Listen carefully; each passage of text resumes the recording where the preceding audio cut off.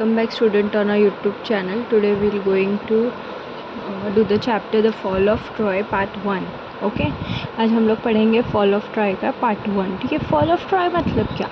Fall of Troy is Troy क्या है? Troy एक सिटी है. क्या है ट्रॉय? एक सिटी है. ठीक है. फॉल ऑफ ट्रॉय यानी कि ट्रॉय का पतन होना, ट्रॉय सिटी का गिरना, ट्रॉय सिटी का पतन होना. Okay, let's begin. Epics are long poem that relates the deeds of great national heroes or a great national war. They often tell of a nation's early history. They may be composed and sung or recited for many years before they are actually written down. ठीक है. तो ये क्या है? Epic poem मतलब जो national heroes होते थे, जो वॉर्स में हीरो होते थे, उनके डीड्स के बारे में बताता है. डीड्स यानी काम. डीड्स मतलब क्या? आपका काम. तो वो क्या बताता था? नेशनल हीरोज़ के बारे में बताता था और नेशनल वॉर्स जो होते थे उनके कामों के बारे में ये लॉन्ग पोएम जो थे, एपिक लॉन्ग पोएम, वो बताते थे. ठीक है. They often tell of the nations early history. ये क्या बताते थे? नेशन के अर्ली हिस्ट्री यानी कि पहले क्या हुआ है उस चीज़ के बारे में भी बताते थे. ठीक है.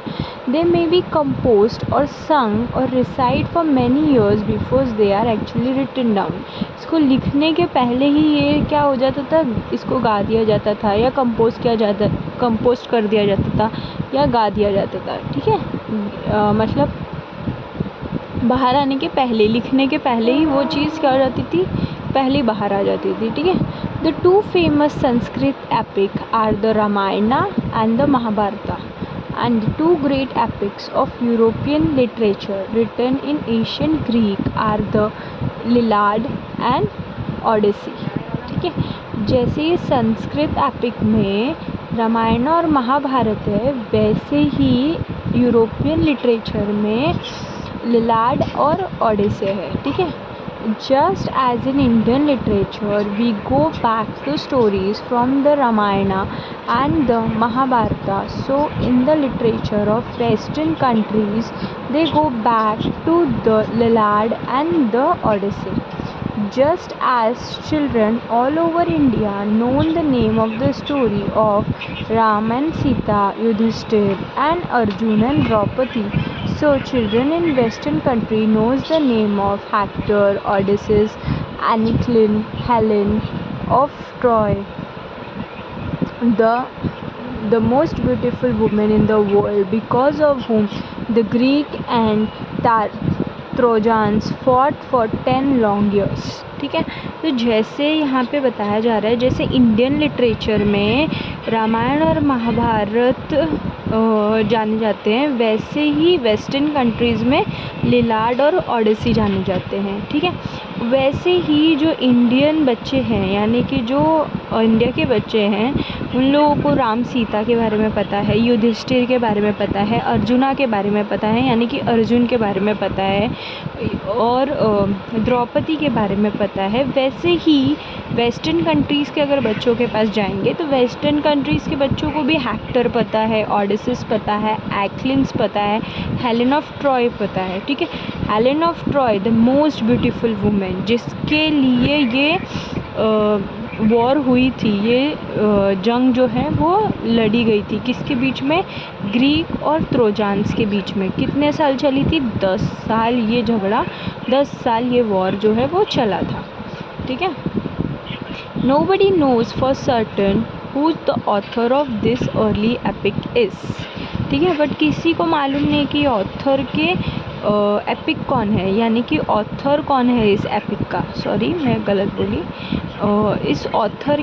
इस एपिक के ऑथर कौन है ये किसी को नहीं मालूम. ठीक है.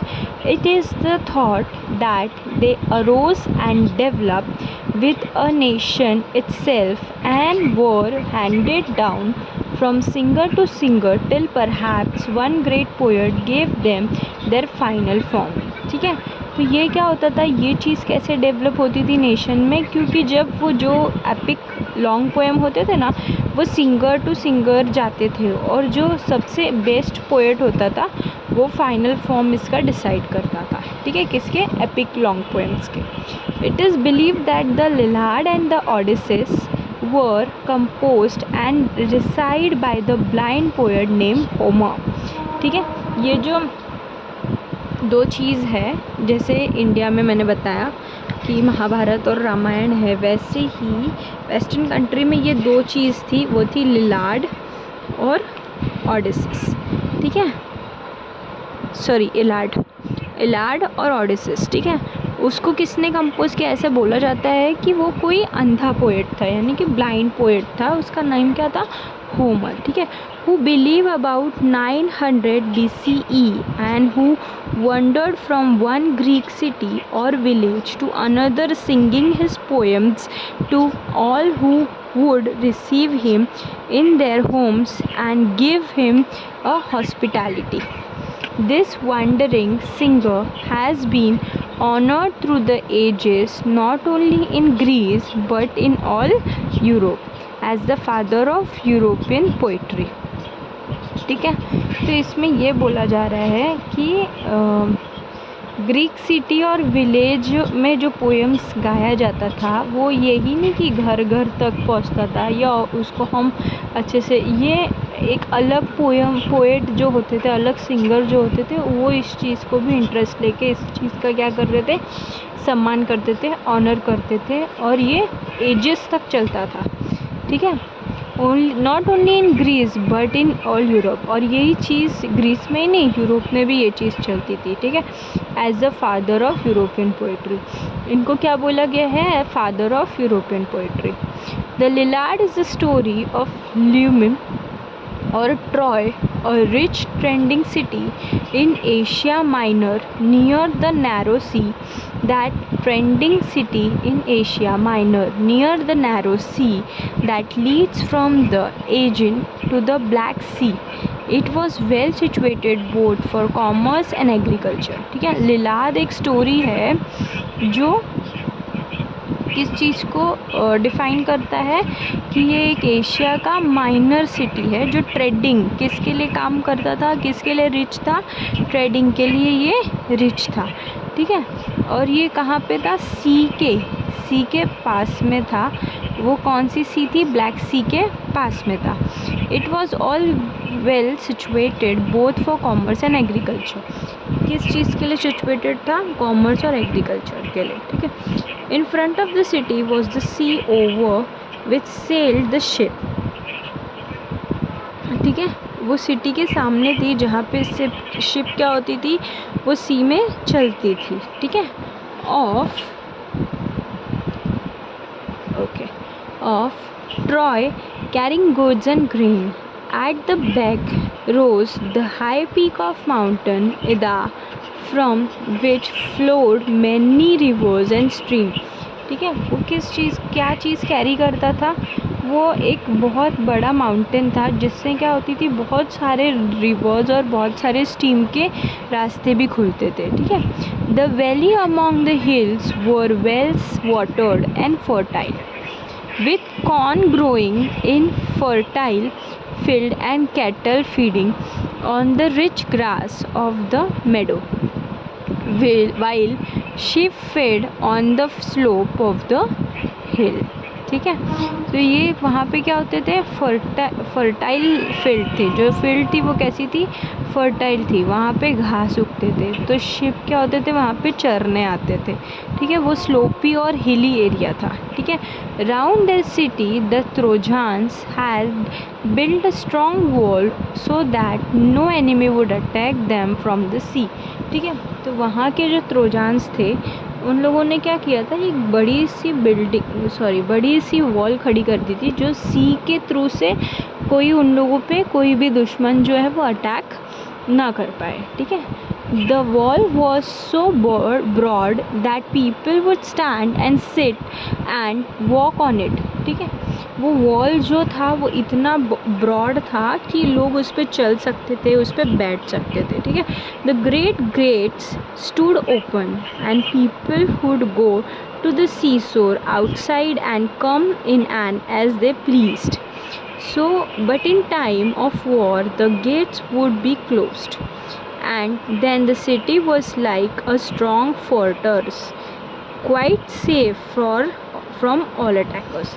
ठीक है, वहाँ से क्या थी, लोग आते जाते भी थे बट एक टाइम लिमिट तक. वो टाइम के बाद वो क्लोज़ हो जाता था और वो सिटी कैसी हो जाती थी, एकदम स्ट्रॉन्ग, क्वाइट सेफ, और वो अटैकर से भी बचाती थी. Protect by the wall surrounding it as well as by the hill behind. ठीक है, वो वॉल से भी प्रोटेक्ट करता था उस सिटी को और साथ में वहाँ पे क्या थी, हिल भी थी. ठीक है. थर्स Troy was a strong city, strongly protected by its walls and strongly defended by its brave soldier. Troy जो सिटी था वो बहुत ही स्ट्रॉन्ग था, जो एक वॉल से भी प्रोटेक्ट होता था और साथ ही साथ उनके जो सोल्जर्स थे वो भी बहुत ब्रेव थे. ठीक है. But all the kings and heroes of Greece had declared war against the Trojans. But फिर भी जो किंग्स और हीरोज़ थे ग्रीक के, उन लोगों ने क्या किया, एक वॉर छेड़ दी, डिक्लेयर कर दी ट्रोजान्स के लिए. Because Paris a prince of Troy had persuaded Helen wife of a Greek king Menelaus to elope with him. He had brought her to Troy. क्यों ये चीज़ किया गया, क्योंकि जो पेरिस के प्रिंस थे उनकी वाइफ हेलेन को ग्रीक के किंग वो लेकर आ गए थे. ठीक है, वो लेकर आ गए थे कहाँ पे, ट्रॉय में. The Greek wanted to take revenge on Troy.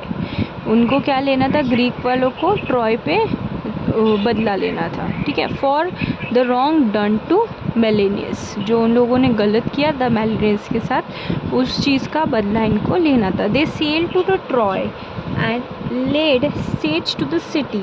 The Trojans too fought hard and siege continued for 10 long years.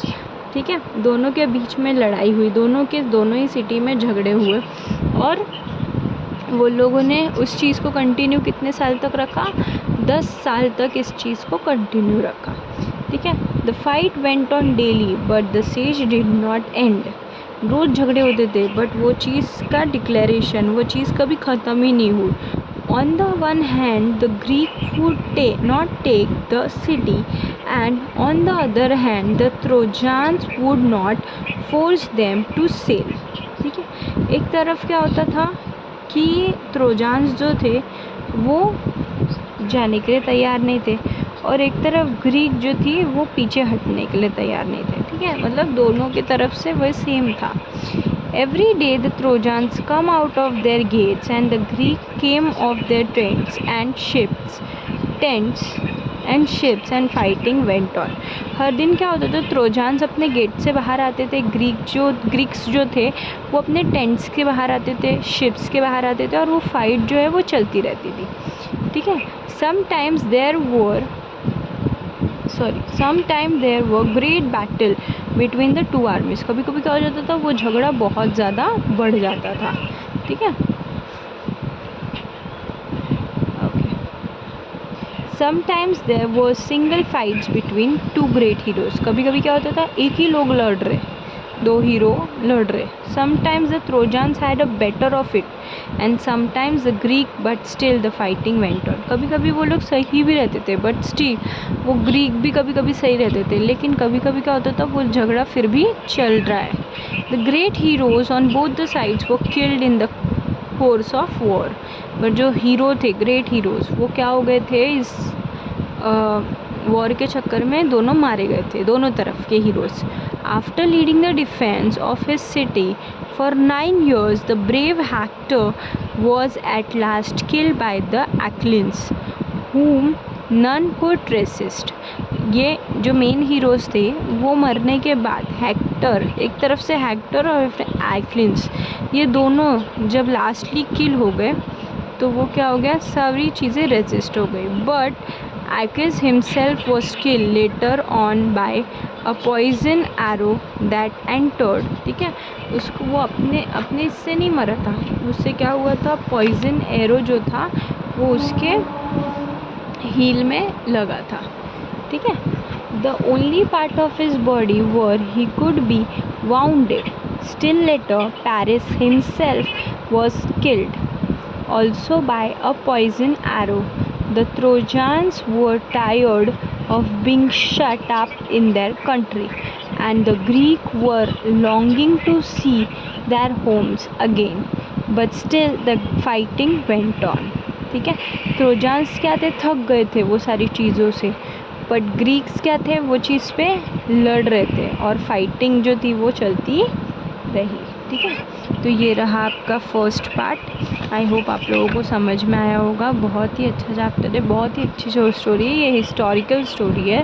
Okay, I hope आपको ये वीडियो अच्छी लगी हो। वीडियो अच्छी लगी हो तो मेरे चैनल को लाइक करिए, मेरे चैनल को सब्सक्राइब करिए, वीडियो को लाइक करिए और चैनल को सब्सक्राइब करिए। Till then keep learning, happy learning, bye.